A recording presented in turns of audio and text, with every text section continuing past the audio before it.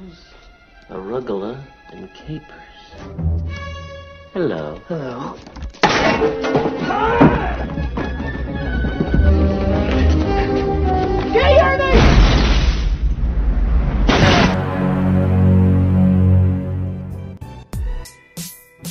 Yo, halo guys, apa kabarnya hari ini? Semoga kalian dalam keadaan sehat-sehat ya. Film kita kali ini berjudul Mouse Hunt yang rilis tahun 1997, di mana bercerita tentang seekor tikus yang diburu oleh dua kakak beradik. Tapi tak terduga, tikus yang mereka buru ini justru akan membawa kebahagiaan pada mereka. Mimin saranin saat kalian menonton film ini untuk tak usah berpusing-pusing memikirkan logika cerita, karena hanya akan membuat kalian sakit kepala saja. So, just enjoy the movie.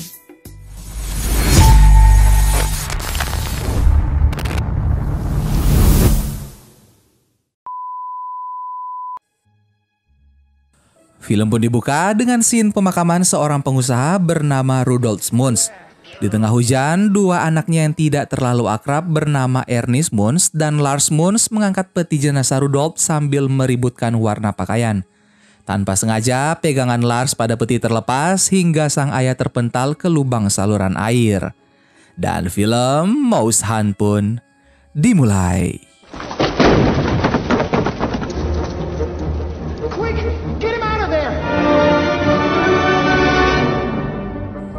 Scene kemudian berpindah ke pabrik benang Smuns String yang seluruh pekerjanya merupakan para lansia. Setelah wafatnya Rudolf, pabrik ini otomatis diwariskan pada Ernie dan juga Lars. Tidak mau pusing, Ernie berniat menjual pabrik, tapi Lars mengingatkan bahwa berdasarkan surat wasiat Rudolf, ia ingin Ernie dan juga Lars menjalankan Smuns String bersama-sama. Selain pabrik, Rudolf juga mewariskan keramik telur, cerutu, koleksi sendok, juga sebuah rumah di Northendale yang didapat Rudolf bertahun-tahun lalu sebagai tebusan hutang. Pengacara Rudolf mengatakan rumah tersebut hanya bernilai $50.000. Merasa semua peninggalan Rudolf tampak tidak berharga, Ernie pun pergi.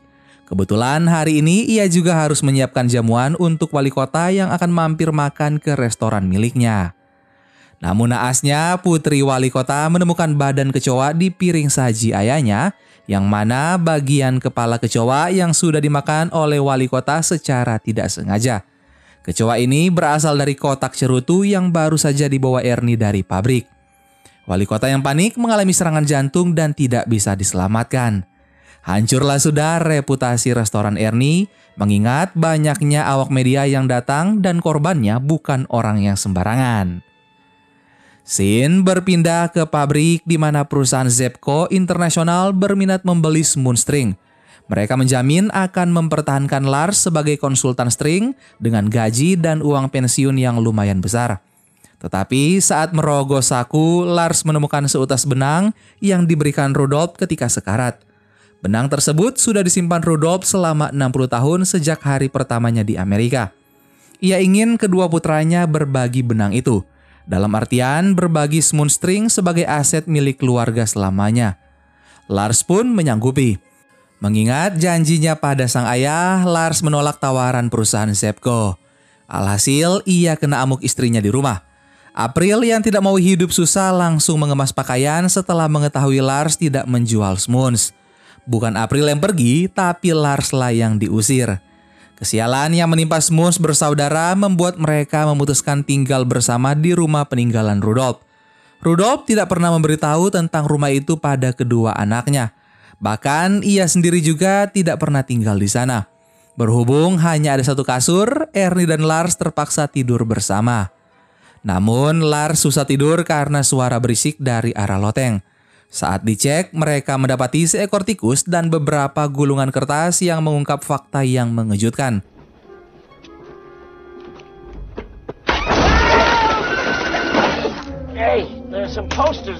Ternyata rumah penuh debu yang mereka pijak ini sudah berusia 100 tahun dan merupakan rancangan Larue, seorang arsitek legendaris. Tanpa diduga juga, rumah yang awalnya mereka sepelekan adalah sebuah harta karun. Berdasarkan sejarah, rumah itu disebut sebagai karya Larue yang hilang, yang bernilai $600.000. Kabar penemuan rumah ini pun memancing minat para kolektor, termasuk Alexander Falco, kolektor rumah karya Laroue. Tanpa basa-basi, Falco langsung membuat tawaran. Tapi Ernie berniat menjual dengan cara lelang agar para kolektor bersaing saling menaruh harga yang tertinggi. Sebelum pergi, Falco memperingatkan harga yang bisa ia bayarkan maksimal $10 juta. Padahal Ernie dan Lars hanya berekspektasi di harga $700 sampai $800 ribu. Lars pun terbelalak dengan mulut menganga mendengar jumlah uang yang tidak pernah terbayangkan dalam hidupnya. Pada malam harinya, dua saudara ini membicarakan daftar keinginan mereka yang didengar oleh si tikus dari lubang dinding yang kemudian muncul saat Ernie tidak sengaja menjatuhkan buah zaitun. Ernie pun menaruh buah zaitun pada jebakan tikus agar si tikus tidak lagi mengganggu mereka. Kita sebut saja si tikus dengan nama Mouse. Pada keesokan harinya, Ernie dan Lars bangun dari tidur nyenyak sepanjang malam tanpa suara Mouse. Tetapi saat dicek, jebakan yang terpasang justru kosong, hanya menyisakan biji zaitun. Lars merasa Mouse sengaja melidak mereka, tapi Ernie berteori jebakan itu patah sendiri dan buah zaitun terlempar lalu Mouse memakannya dan pergi. Tapi kenyataannya Mouse muncul di antara sereal yang dituang Ernie ke mangkuk untuk sarapan. Kekacauan pun terjadi demi memberantas tikus kecil nakal. Dengan tubuhnya yang mungil, Mouse kembali bersembunyi dalam lubang dinding. Ernie dan Lars membuat jebakan lain menggunakan keju sebagai umpan dan tanpa menyadari, Mouse membawa kabur potongan keju yang besar dan menghabiskannya sendirian, lalu beristirahat di sebuah kotak beralaskan kapas. Belum sempat memejamkan mata, Mouse dikejutkan oleh paku-paku yang menembus dinding persembunyiannya. Hampir saja kepala Mouse tertusuk. Beruntung Ernie memanggil Lars yang sedang memaku dinding untuk membantunya mengangkut bathtub. Lars dan Ernie berusaha memperbaiki eksterior dan juga interior rumah sebelum waktu lelang tiba. Namun mereka kembali dikejutkan oleh kehadiran Mouse dan saking paniknya mereka sampai masuk ke bathtub dan menggelinding hingga keluar rumah. Ulah Mouse membuat dua saudara ini kesal. Mereka pun memasang lebih banyak keju dengan jumlah jebakan yang lebih banyak juga. Sialnya, mereka malah terkunci di dalam ruangan berisi ratusan jebakan tikus yang mereka pasang sendiri.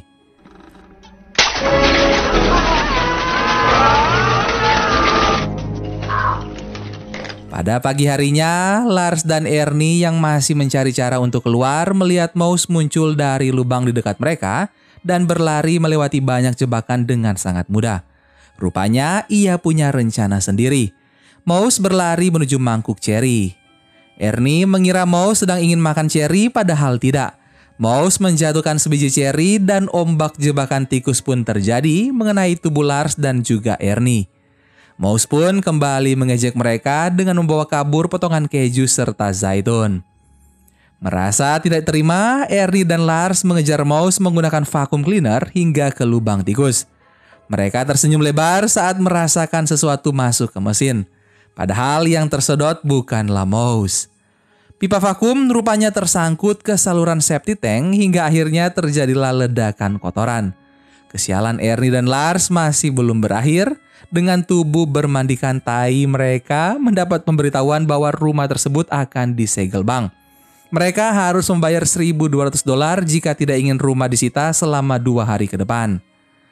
Ernie dan Lars kemudian mengadopsi kucing ganas bernama Godzilla yang diharapkan bisa memburu Mouse pergi dari rumah sementara mereka akan pergi ke pabrik. Begitu sampai di rumah, Godzilla langsung berjalan menuju lubang Mouse. Mouse yang penasaran pun mengintip isi kotak kayu yang ada di depannya. Tiba-tiba Godzilla mendobrak kotak kayu hingga hancur dan seketika kejar-kejaran pun terjadi. Di pabrik, Lars mengumumkan pada para pekerja bahwa pekerja terpaksa dipecat tanpa pesangon karena mereka kehabisan uang. Namun, respon yang didapat tidak sesuai dengan ekspektasi. Para pekerja langsung meluapkan amarah hingga Lars dan Ernie terpaksa kabur lewat jendela. Any money? Sarge! We're gonna have to find the money someplace else. Sedangkan di sisi lain, Mouse masih saja belum tertangkap. Ia sangat lincah menghindari kejaran Godzilla dan dengan otak cerdasnya, Mouse berhasil menyingkirkan kucing ganas tersebut. Pada keesokan harinya, Ernie dan Lars menggunakan cara lain untuk mengusir Mouse. Mereka menyewa Caesar petugas pengendali hama. Sebelumnya mereka memperingatkan bahwa sang target bukanlah tikus biasa. Mereka sudah berhari-hari mencoba menangkap Mouse namun selalu gagal. Kaisar pun meyakinkan ia sangat memahami psikologis tikus dan bisa mengantisipasi gerakannya. Ia bahkan membawa berbagai peralatan termasuk bom kutu. Ernie dan Lars membiarkan petugas bekerja sendirian. Kemudian mereka berdua pergi ke pabrik yang halamannya sudah dipenuhi para pekerja yang menuntut uang pesangon. We can make enough string to meet our orders. That's the spirit. Keep the LaRue. Good luck. Yeah, no, wait, where you going? Di rumah, Caesar menganalisa kotoran Mouse yang berserakan. Menurutnya, Mouse hanya tikus biasa yang kekurangan kalsium. Sedangkan di sisi lain, Ernie diam-diam menelpon perusahaan Zebco yang sebelumnya berniat membeli pabrik Moonstring. Ia mengatur janji temu untuk negosiasi di bawah jam besar Elman Square nanti siang. Singkat cerita, Ernie pun tiba di lokasi yang dijanjikan. Ia duduk sendirian menunggu perwakilan perusahaan Zebco sambil merayu wanita yang duduk tidak jauh darinya. Saat mendekati wanita itu, tiba-tiba topi Ernie tertiup angin. Spontan, Ernie mengejar topinya sampai ke seberang jalan dan baru menyadari orang Zebco sudah berdiri di bawah jam besar. Ernie menyeberang tanpa melihat kanan kiri. Sebuah minibus melintas menabrak tubuh Ernie. Sementara itu, di lokasi yang berbeda, tepatnya di rumah April, pengacara Rudolph yang tidak tahu tentang status pernikahan Lars datang ke sana mencari Lars untuk membicarakan soal lelang rumah. Mendengar soal duit, telinga dan mata April langsung terbuka lebar. Setelah mendengar sekilas info dari pengacara, April pun langsung mengajak Lars berbaikan. Scene kembali beralih ke Caesar. Dengan peralatan canggihnya, Caesar memasukkan sebuah kamera ke dalam lubang Mouse. Tapi Mouse kecil ini sangatlah cerdik. Ia memutuskan kabel layar kamera dan menghubungkannya dengan derek mobil. Mouse menyalakan mesin dan dalam sekejap Caesar pun terseret keluar dan menghancurkan setiap bagian rumah yang ia lewati, lalu terhenti tepat di depan mobilnya sendiri. Seperti biasa, Mouse melakukan perayaan setelah berhasil menggagalkan siapapun yang berusaha menangkapnya. Ia berdiri di atas wajah Caesar, kemudian berjalan kembali ke dalam rumah. Di sisi lain, Ernie sedang dilarikan ke rumah sakit akibat insiden tabrakan yang baru saja terjadi sebelum ia sempat menemui perwakilan Zebco. Dokter yang menangani Ernie terus menahannya agar tidak kabur dari rumah sakit. Beruntung Lars segera datang dan membawa kabar bahwa April memberinya uang $1.200 untuk menebus rumah dari bank. Tapi Lars mengira April tidak tahu tentang rencana pelelangan. Padahal itulah maksud April meminjamkan uang. Ia ingin mendapat bagian dari hasil lelang yang diperkirakan mencapai harga fantastis karena merupakan karya arsitek legendaris yang menjadi incaran para kolektor. Saat di perjalanan pulang, mereka pun berpapasan dengan mobil Caesar yang sedang diderek. Begitu sampai di rumah, hal yang mereka khawatirkan benar-benar terjadi. Caesar diangkut oleh ambulans dengan keadaan cedera yang parah. Ernie dan Lars hampir mati akal ditambah melihat keadaan di dalam rumah yang sudah tidak seperti rumah lagi. Di tengah kekacauan ini, Ernie menemukan rekaman suara yang secara tidak langsung menggambarkan situasi yang menimpa Caesar barusan. Ia mengakui Mouse benar-benar bukanlah tikus biasa. Sesaat kemudian terdengar suara dari dapur. Saat diperiksa, Ernie dan Lars menemukan seporsi sandwich tebal yang ternyata di bawahnya berisi Mouse. Mereka pun memanfaatkan kesempatan ini untuk membantai Mouse. Tapi Mouse masih saja berhasil kabur. Ia berlari ke cerobong asap dan membuat Ernie bertubuh gempal yang mengejarnya terjebak di sana. Lars pun mengambil senter untuk melihat posisi Ernie, namun senter yang ada di rumah ternyata rusak. Dan tanpa diduga, Mouse diam-diam menaruh korek api di dekat Lars lalu pergi sebelum Lars melihatnya. Mouse rupanya punya maksud lain. Ia sengaja membuka saluran gas dan saat Lars menyalakan korek, seketika api menyambar membuat Ernie terlempar hingga keluar rumah. Menembus lapisan es dan tercebur tepat di atas bathtub yang kemarin melayang. Kondisi Lars tidak jauh berbeda dengan saudaranya.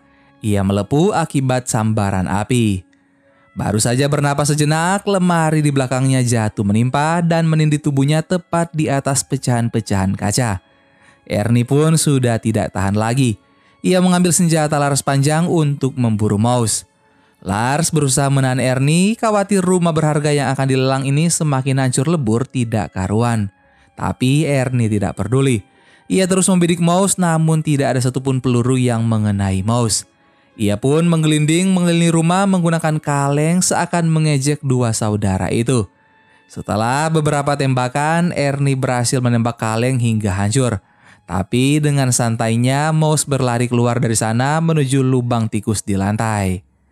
Ernie memasukkan larasnya ke dalam lubang dan tanpa tahu bom kutu yang tadi dibawa oleh Kaisar tertinggal di dalam sana. Ketika Ernie menembak, otomatis bom kutu pun meledak. Dua pria dewasa setengah gosong kehabisan tenaga menghadapi seekor tikus kecil. Tidak lama berselang, Vinny dari perusahaan Zepco menelpon mengungkap mereka sangat kecewa karena Ernie ingkar janji, padahal mereka menunggu hampir 1 jam. Mendengar pesan suara ini, Lars menyimpulkan Ernie berkhianat, berniat menjual pabrik yang seharusnya menjadi milik mereka berdua. Ernie dan Lars pun berdebat saling menyalahkan satu sama lain. Ernie merasa selama Rudolf hidup, Rudolf hanya akrab dan perhatian pada Lars saja. Ia merasa ayahnya itu tidak pernah menghargai segala usahanya. Perdebatan panjang berlanjut dengan aksi saling serang. Lars yang kesal melempar jeruk ke arah Ernie yang tanpa sengaja mengenai Mouse yang sedang menyaksikan perselisihan mereka. Mouse yang berhari-hari diburu dengan berbagai cara kini pingsan akibat terhantam jeruk. Namun saat akan membunuh Mouse, Lars dan Ernie malah tidak tega. Mereka kasihan melihat Mouse yang bertubuh kecil itu tidak berdaya. Akhirnya Mouse dibungkus dalam kotak dan dibawa ke kantor pos untuk dikirim ke luar kota agar tidak menyebabkan kekacauan lagi. Ernie dan Lars pun akhirnya sudah bisa merenovasi rumah dengan tenang dan hingga hari pelelangan tiba, untuk mengenang sang ayah, Lars memberi bagian benang tali peninggalan ayahnya pada Ernie. Ernie berterima kasih karena Lars masih menyimpan bagian miliknya. Mereka pun menyambut tamu-tamu yang datang termasuk dua wanita kenalan Ernie di Elman Square dan juga Falco. Falco mengeluarkan cek senilai $10 juta di depan Ernie yang sedang menyiapkan makanan untuk membeli rumah tersebut tanpa perlu pelelangan. Tapi Ernie menolak. Sementara itu, Lars yang membuang sampah di luar menemukan kotak yang mereka gunakan untuk membuang Mouse dengan kondisi kotak sudah bolong. Lars berteriak histeris. Ia langsung masuk membawa kotak tersebut bermaksud memberitahu Ernie. Dan di luar dugaannya ia berpapasan dengan April yang sebenarnya tidak pernah diberitahu soal lelang. Berbagai gerakan dicoba Lars sebagai kode pada Ernie. Namun Ernie lebih fokus menyampaikan sambutan hingga akhirnya Mouse muncul dari lubang mik tepat di depan matanya dan menggigit tali benang peninggalan Rudolf. Ernie mencoba memukul Mouse sambil berpidato, membuat semua orang heran melihatnya. Acara lelang pun tetap berjalan dan dimulai dengan penawaran $500.000, sementara Ernie dan Lars mencari keberadaan Mouse. Setelah beberapa menit, mereka menemukan Mouse berada di rambut seorang wanita kenalan Ernie. Namun saat akan ditangkap, Mouse malah masuk ke dalam belahan dada wanita tersebut. Lars spontan memasukkan tangannya hingga akhirnya Mouse berada dalam genggaman Lars. Tapi Mouse malah masuk ke dalam celana Lars dan membuat situasi semakin kacau. Ditambah lagi rambut wanita kenalan Ernie tidak sengaja terbakar dan Falco yang tersedak buah zaitun tercekat tidak bisa bersuara menaikkan harga lelang. Hampir saja rumah terjual senilai 8 juta. Untungnya Falco berhasil mengeluarkan buah zaitun yang kemudian tersangkut di tenggorokan April. Harga penawaran kini semakin tinggi, tapi Ernie sibuk memburu Mouse. Ia memasukkan selang air ke dalam lubang tikus agar Mouse terusir keluar. Air pun terus mengalir memenuhi beberapa bagian rumah hingga menjebolkan dinding rumah tepat saat tawaran mencapai harga $25 juta. Semua orang pun terlempar keluar dan tidak lama setelahnya rumah tersebut rubuh rata dengan tanah. A demonstration of how durable it is.